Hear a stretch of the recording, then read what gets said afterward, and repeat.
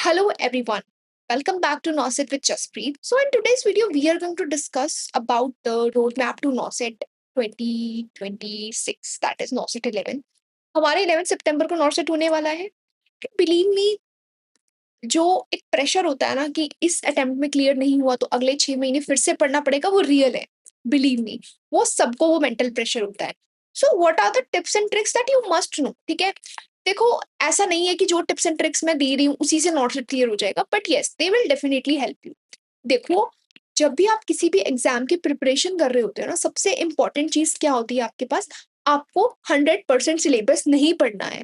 You only need to remember that 70% of the syllabus that is being repeatedly asked in the NOSET exams and उसी को multiple times revise करना होता है. जब आप ये चीज को समझ लोगे ना कि ज्यादा पढ़ने से कुछ नहीं होता, स्मार्टली पढ़ने से होता है, तब हर एग्जाम इजी लगेगा.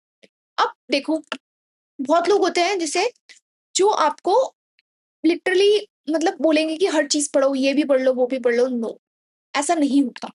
अगर मैं मानती हूँ आपने वो 60-70% सिलेबस भी अच्छे से समझ के कर लिया है ना, तो एग्जाम क्लियर आराम से हो जाएगा. ठीक है, अब सेकंड चीज आपको क्या याद रखनी है, जब आप पेपर अटेम्प्ट कर रहे हो तो ज्यादा अटेम्प्ट के चक्कर में मत जाओ. ठीक है, अगर मान के चलो आप एक एग्जाम दे रहे हो विच इज वेरी डिफिकल्ट, ठीक है, तो अगर वो एग्जाम डिफिकल्ट है तो उसका कट ऑफ उतना ही वेरी करेगा ना. तो आप ऐसा मत करो, अपने नेगेटिव्स को बचाओ.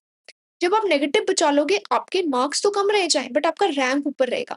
एंड सिलेक्शन नंबर के बेस पे नहीं होती, कट ऑफ और रैंक के बेस पे होती है. ठीक है, you will get the AIIMS of your choice only when your rank is good. और रैंक दो चीजों से बनता है, मार्क्स और कम नेगेटिव से.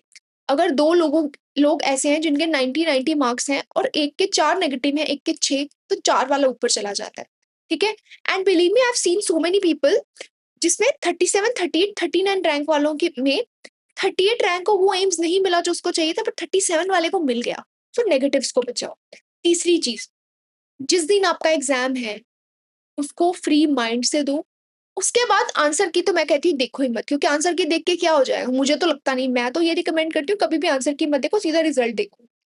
बिलीव मी, पर्सनली मैंने एग्जाम्स जितने भी दिए मैंने कभी किसी से आंसर मैच नहीं करे. क्योंकि देखो, एम्स तो ऑफिशियल आंसर की दे नहीं रहा है. जरूरी तो नहीं है जो कोचिंग के आंसर की देगी वो सही होगी. आपका क्रिटिकल एस्पेक्ट भी तो सही हो सकता है ना.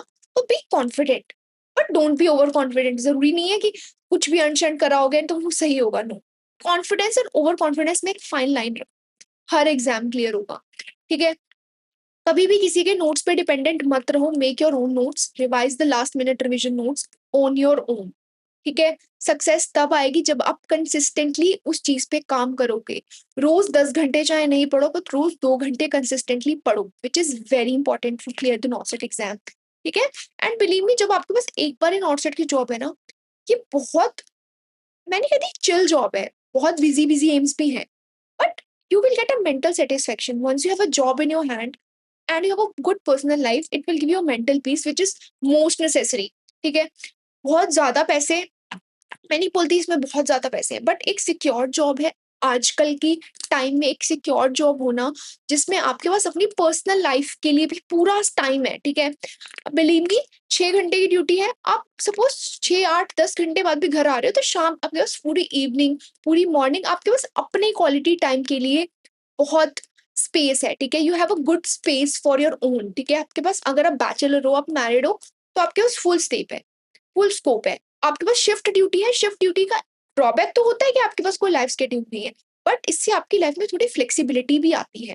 Like depending upon your routine, अगर आपकी 9 to 5 जॉब है एंड आपको मॉर्निंग में, आप नहीं, आप दोनों हस्बैंड वाइफ 9 to 5 जॉब कर रहे हैं, तो देन आपके पर्सनल जो कोर्स है वो नहीं हो पाते हैं.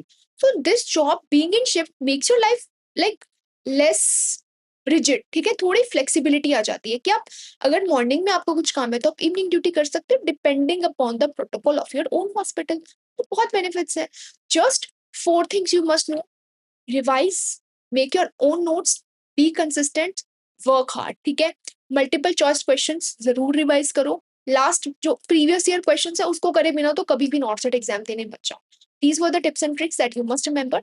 I hope this video is going to be very informational for you. To like this video, share this video, and subscribe to our channel for more educational content. Thanks for watching.